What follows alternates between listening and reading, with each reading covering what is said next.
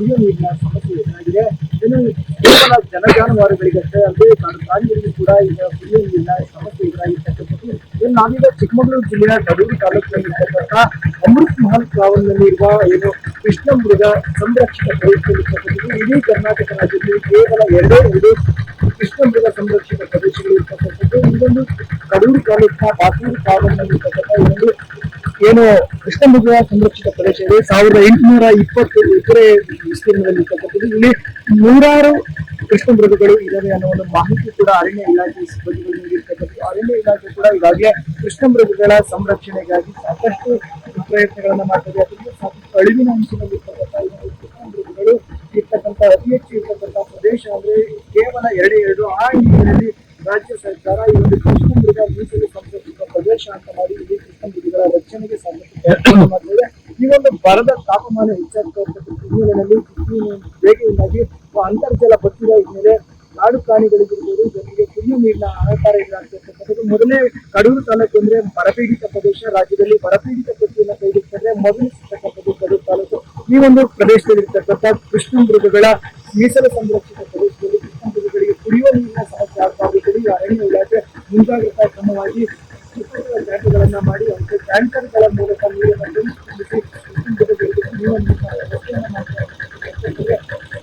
ಜನರು ತಾವು ಸಾಕು ಪ್ರಾಣಿಗಳಿಗೆ ಯಾವುದಾದ್ರೂ ನೀರಿನ ವ್ಯವಸ್ಥೆಯನ್ನು ಮಾಡಿದ್ರೆ ಕಾಡು ಪ್ರಾಣಿಗಳಿಗೆ ಕುಡಿಯುವ ನೀರಿನ ಸಮಸ್ಯೆ ಆಗಬಾರ್ದು ಅನ್ನೋ ಒಂದು ರೀತಿಯಲ್ಲಿ ಈ ಒಂದು ಕೃಷ್ಣ ಮೃಗಗಳಿಗಾಗಿ ಕೃತಕವಾಗಿ ಒಂದು ಟ್ಯಾಂಕ್ಗಳನ್ನು ನಿರ್ಮಾಣ ಮಾಡಿ ಅವುಗಳಿಗೆ ನೀರನ್ನು ಪ್ರಯತ್ನ ಮಾಡಿದ್ದಾರೆ. ಮಳೆಗಾಲದಲ್ಲಿ ಈ ಒಂದು ಸಾಕಷ್ಟು ಪ್ರಮಾಣದಲ್ಲಿ ಕೆರೆಕಟ್ಟೆಗಳು ಬರಗಾಲದಲ್ಲಿ ನೀರು ಸಿಗೋದಿಲ್ಲ. ಆದರೆ ಕೃಷ್ಣ ಮೃಗಗಳು ಪ್ರದೇಶಗಳತ್ತ ಇರುವುದು ಕೂಡ ಕಡಿಮೆ. ಜನವಸತಿ ಪ್ರದೇಶಗಳತ್ತ ಈ ಕೃಷ್ಣ ಮೃಗಗಳು ಸಾಗದೆ ಇರೋದ್ರಿಂದ ಒಂದು ಸಂರಕ್ಷಣೆ ಮಾಡ್ತಕ್ಕಂಥದ್ದು ಅರಣ್ಯ ಇಲಾಖೆಯ ಒಂದು ಜವಾಬ್ದಾರಿ ಆಗಿರ್ತಕ್ಕಂಥದ್ದು. ಒಂದು ಪ್ರದೇಶಗಳನ್ನು ಸಂಪೂರ್ಣವಾಗಿ ಸಾಕಷ್ಟು ಕೃಷ್ಣ ಮೃಗಗಳ ಓಡಾಟವನ್ನ ಇದನ್ನ ಸ್ಥಳೀಯರು ಕೂಡ ಗಮನಿಸಬೇಕು. ಅರಣ್ಯ ಇಲಾಖೆಯವರು ಕೂಡ ಚಲನವಲನಗಳನ್ನ ಈ ಒಂದು ವಸಂತವರ ಮೂಲಕವಾಗಿ ಅಬ್ಸರ್ವ್ ಮಾಡಲಾಗಿದೆ.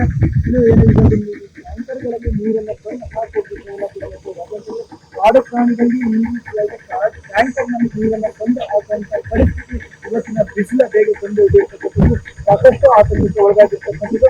ಮತ್ತಷ್ಟು ಮುಂದಿನ ದಿನಗಳಲ್ಲಿ ಇದೇ ರೀತಿಯಾಗಿ ಬಿಸಿಲ ಬೇಗ ಹೆಚ್ಚಿಗೆ ಆದ್ರೆ ಕಾಡು ಪ್ರಾಣಿಗಳಿಗಿರ್ಬೋದು, ಜಾನುವಾರುಗಳಿಗಿರ್ಬೋದು ಮತ್ತಷ್ಟು ಕುಡಿಯುವ ನೀರಿನ ಆತಂಕ ತಪ್ಪಿದ್ದಲ್ಲ ಅಂತಕ್ಕಂಥದ್ದು. ಯೋಗೀಶ್ ಕಾಮಿನಹಳ್ಳಿ, ಯುಟಿವಿ, ಚಿಕ್ಕಮಗಳೂರು. ನಿರ್ಭೀತ, ನಿಷ್ಪಕ್ಷಪಾತ, ವಿಶ್ವಾಸಾರ್ಹ ಸುದ್ದಿಗಳಿಗೆ ಮತ್ತೊಂದು ಹೆಸರಾಗಿರೋ ನ್ಯೂಸ್18 ಕನ್ನಡ ಈಗ ಆಪ್ನಲ್ಲೂ ಲಭ್ಯ ಇದೆ. ದಯವಿಟ್ಟು ಇಲ್ಲಿರೋ QR ಕೋಡ್ ಅನ್ನ ಸ್ಕ್ಯಾನ್ ಮಾಡಿಕೊಂಡು ಆಪ್ ಡೌನ್ಲೋಡ್ ಮಾಡೋದಕ್ಕೆ ಮರಿಬೇಡಿ. ನಿಮ್ಮ ಬೆಂಬಲ ಹೀಗೆ ಸದಾ ನಮ್ಮೊಂದಿಗಿರಲಿ. ಧನ್ಯವಾದ.